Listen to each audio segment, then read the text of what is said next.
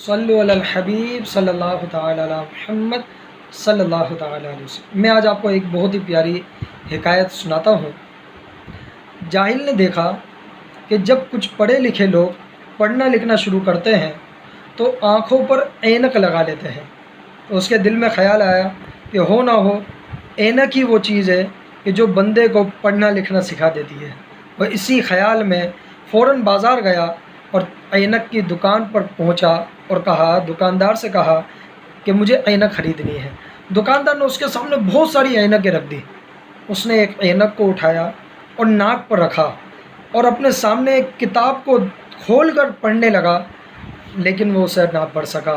تو اس نے دکاندار سے کہا کہ یہ اینک ٹھیک نہیں ہے، دوسری اینک دکھائیے۔ تو جب دکاندار نے اسے دوسری اینک دکھائی، اس نے اس کو بھی ناک پر لگایا اور پڑھنے کی کوشش کی۔ چونکہ وہ جاہل تھا، اسے پڑھنا لکھنا نہیں آتا تھا، اس نے بڑی کوشش کی، لیکن مجال تھا کہ اینک اسے پڑھنا لکھنا سکھاتی، ایک حرف بھی پڑھ پاتا۔ وہ ناکام ہوا اور اس دکاندار کو غصے میں کہا کہ یہ چشمہ تو پہلے سے بھی زیادہ بیکار ہے۔ تو دکاندار کو بھی غصہ آیا۔ دکاندار نے کہا تمہیں پڑھنا لکھنا آتا ہے؟ تو اس جاہل نے کہا پڑھنا لکھنا تو بالکل بھی نہیں آتا، اگر پڑھنا لکھنا آتا تو میں اینک کی دکان پر ہی کیوں آتا؟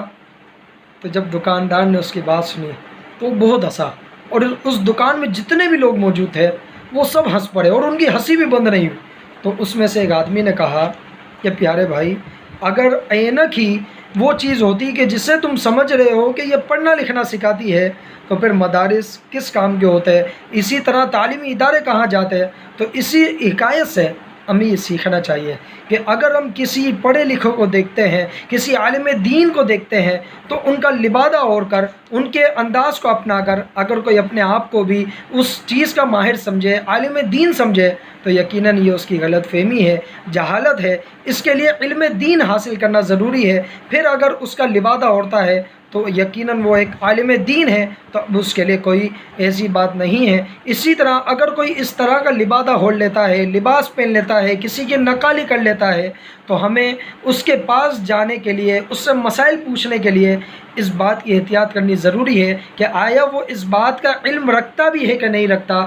شیخ طریقت امیر اہل سنت کئی مرتبہ ارشاد فرما چکے ہیں کہ مسجد کے جو امام ہیں، اسی طرح جو امامہ پہننے والے ہیں، مدنی لباس پہننے والے ہیں، ضروری نہیں ہے کہ وہ عالم دین ہو۔ ان سے مسئلہ پوچھتے ہیں، کیا پتہ کہ وہ مسئلہ نہ جانتے ہوئے وہ غلط مسئلہ بیان کر دے۔ تو اس کے لیے صحیح عالم دین کے پاس، صحیح پڑھے لکھے کے پاس جائیں، اور خود بھی اگر اچھا عالم دین بننا چاہتے ہیں، کسی چیز میں مہارت حاصل کرنا چاہتے ہیں، تو اس کے لیے علم دین حاصل کرے۔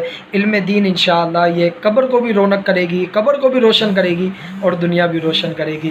اللہ پاک ہمیں علم دین حاصل کرنے اور بالخصوص علم نافع عطا فرمائے۔ آمین بجاہ النبی الامین صلی اللہ تعالی علیہ وسلم۔